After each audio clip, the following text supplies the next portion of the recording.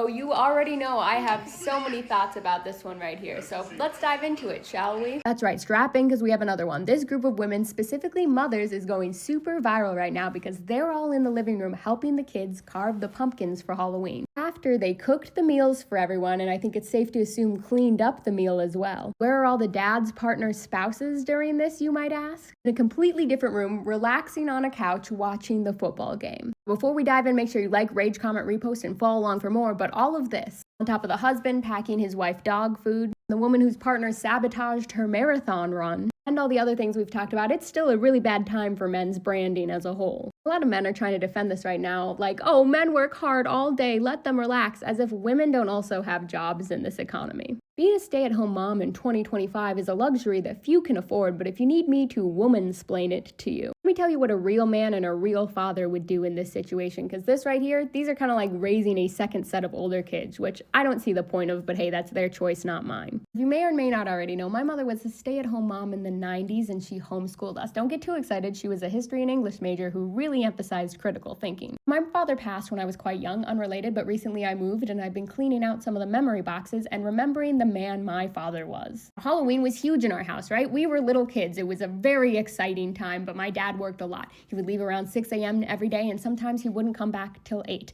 and he traveled and was away from home a lot. Just like we see here, pumpkin carving was an event. He made it a big thing, and unlike these men, he was excited to get to do this with his kids. We didn't always get these opportunities, and you don't know if you're gonna not get them again in the future.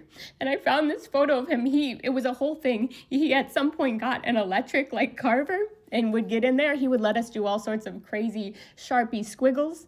And while we were doing that, my mom would be making dinner or cleaning up dinner.